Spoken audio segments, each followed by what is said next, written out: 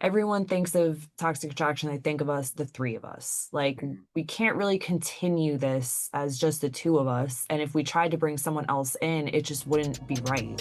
So that was kind of when we were like, I think this needs to be over.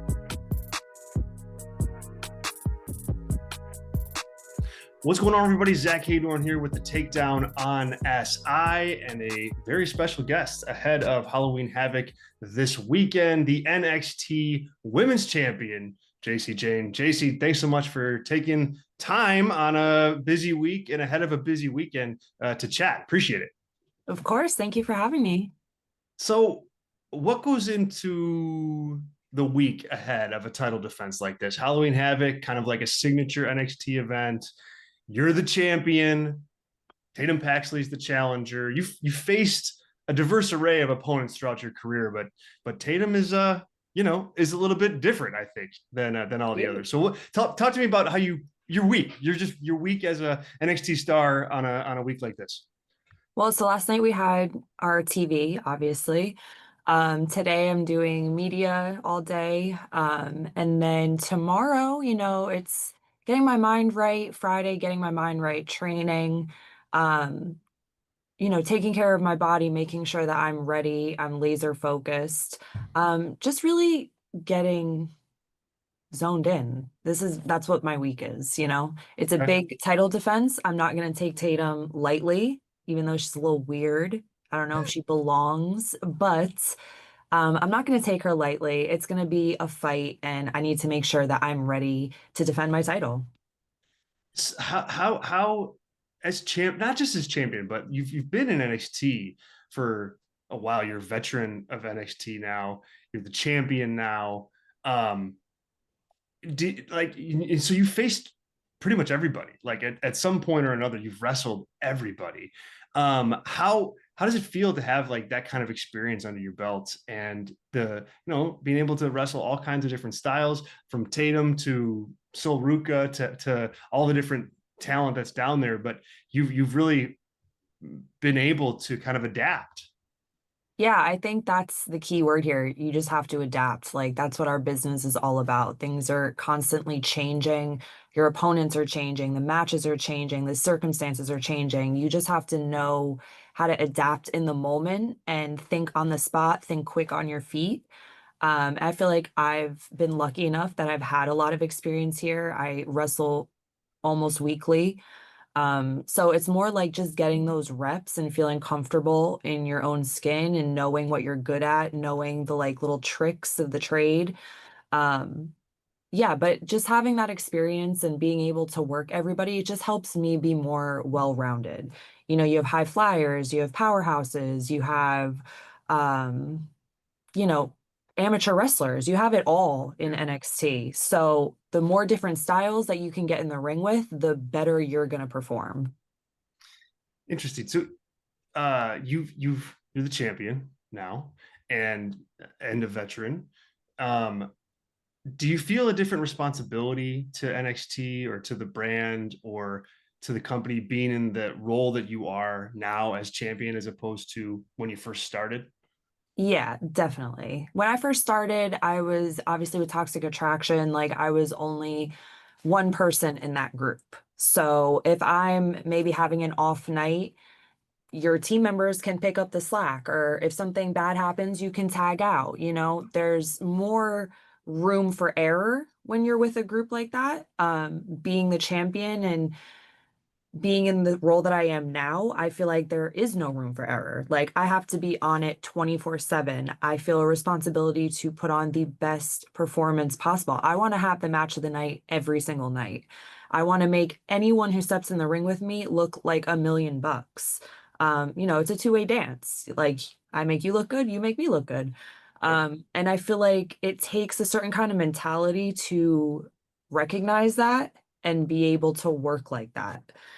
So I definitely feel a huge responsibility. Like, I'm representing the entire brand and the brand that's known for having the best women's division in the entire world. So I need to be on my A game at all times.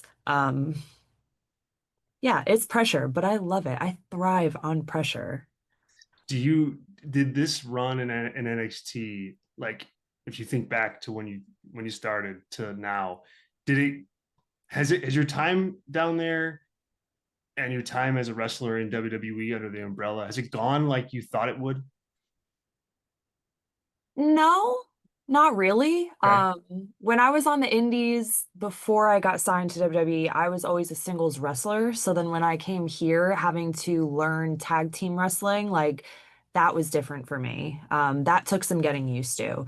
Then I got so comfortable being a tag team wrestler, it took getting used to becoming a singles wrestler again.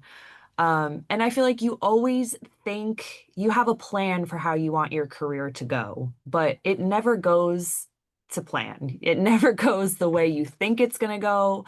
It's never on your timing. It's never when you think you are ready for it. It all happens so fast. That's why they say like you always have to stay ready because you just never know when it is going to be your time. It always comes when you least expect it. Yeah.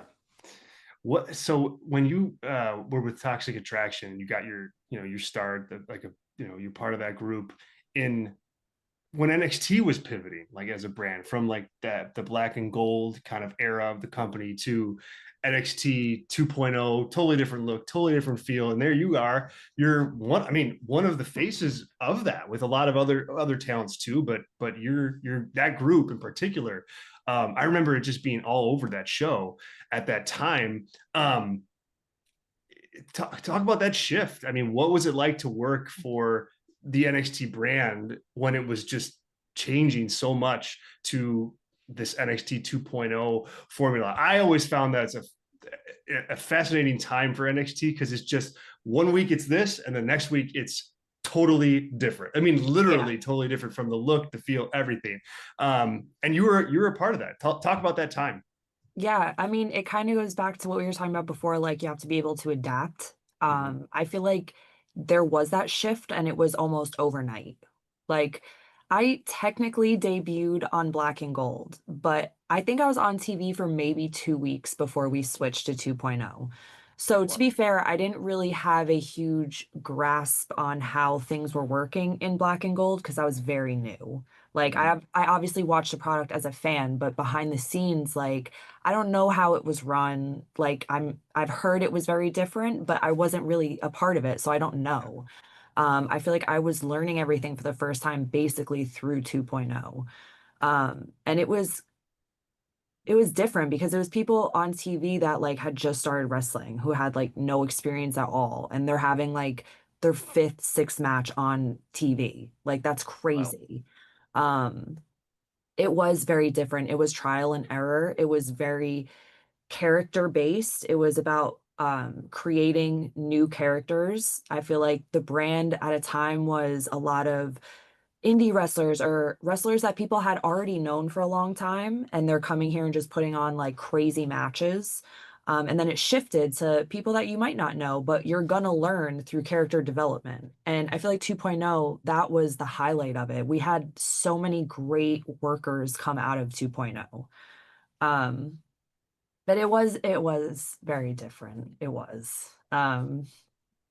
It was Was much it more, something where they just kind of like sat you down and were like, okay, we're going to this now? Or did you just show up for work that day and it's like, okay, like we're ah, like, how does a transition I like don't that even work? really remember, to be honest with you. Like, I just remember everything happened so fast.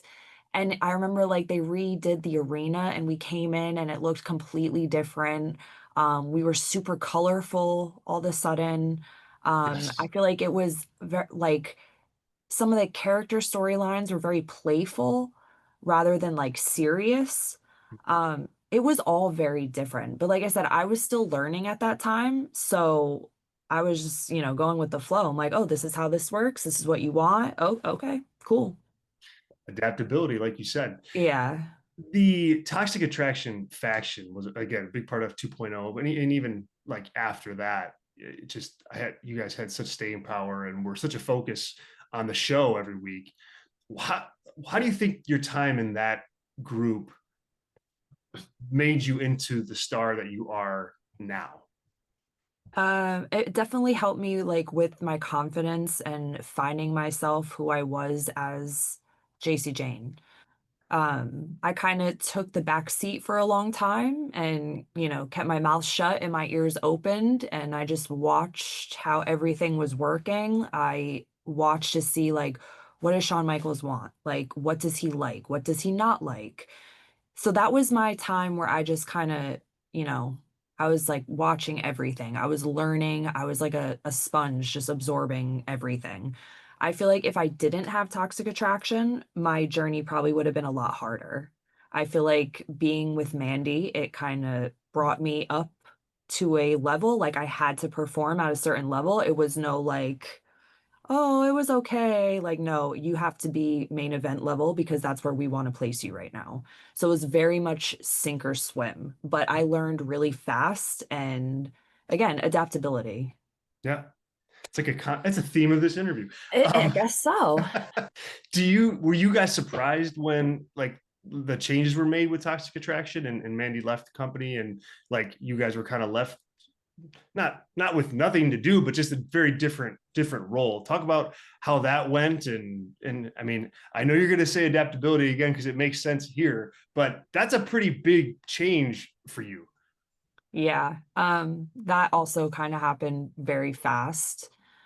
It was at the very end of the year, which it was like right around the holidays. Yeah. So we were all like, what the heck is going on? I think a lot of it was hush hush too. Like I feel like at a point I didn't even really know what was going on.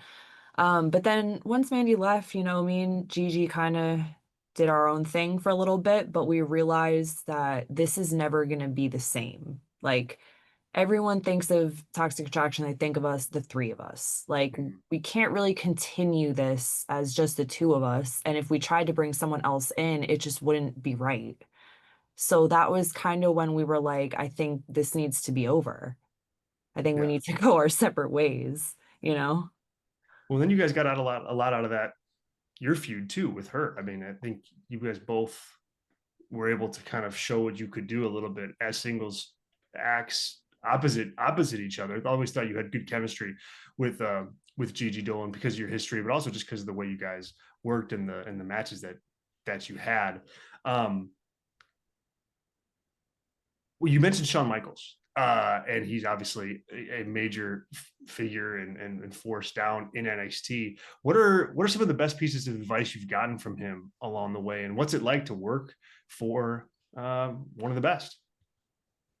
It's amazing. Getting to learn from him, it's special.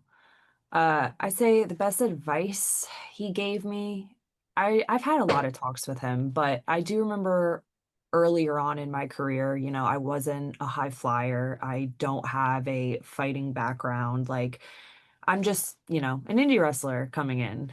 And I remember him saying, like, if you want to get to the top, like people like me and you, we can't take days off. Like, it's not fair. It's never going to be fair in this business, but you can't take time off. You have to really focus in on your craft and trust the course, and you'll get there. And then I remember when I won the title, when I came to the back, I was like, how was the match? Did you like the match? Like, what could I do better? Like, what didn't you like? Just asking, annoying questions, I guess. And he was like, I want you to stop thinking, turn your brain off, please. Like, at least try to enjoy this moment. Like, I need you to enjoy this ride because you worked really hard for it and you're an overthinker, and I need you to not be an overthinker and really just have fun with this. Um, so yeah, I definitely overthink every minor detail, and he knows that. So him telling me like, chill out, it's okay. Like, I need that sometimes. Halloween Havoc is this weekend, October 25th from the Findlay Toyota Center in Arizona. It's going to be Jacy Jayne defending her NXT Women's Championship against Tatum Paxley. A couple more questions for you here before you got to ride off into the sunset. How close are we to seeing Jacy Jayne on the main roster? And what are do you have goals in mind in terms of talent you want to work with or shows you want to be on? Like, talk through what's that next step in your career if you were to kind of map it out the way you'd want it to go. I mean, obviously I'd love to get to main roster. I feel like that's not really in my hands. That's, the higher ups decision. But I do believe when they think I'm ready, the time will come. Again, it's like trusting the process. It never happens when you want it to happen. I could have said 2 years ago, I wanted to go to main roster, right? But was Yeah. I ready? No, I wasn't. I just wanted to be there. So I trust that when the timing is right, it'll happen. But people that I want to work everybody. I've worked basically everybody in NXT. I'm familiar with everybody's work. I'm not familiar with everybody's work up there. I would love to get in the ring with Bayley, Charlotte. I worked Bianca Belair in a tag match. I'd love to work her in a singles match. I think me and Liv Morgan would have a really good match. I think we have very similar styles. There's so many people that I want to work. I want to take main roster by storm when the day comes. Very good. All right, JC, thanks so much for your time. Once again, one more time, guys. It's Jacy Jayne versus Tatum Paxley at Halloween Havoc this weekend on Saturday. You can catch the show on Peacock in the United States, Netflix internationally. JC, thanks so much for your time. Appreciate it. Good luck. And Thank you. hopefully we can do this again really soon. Thank you. I appreciate it.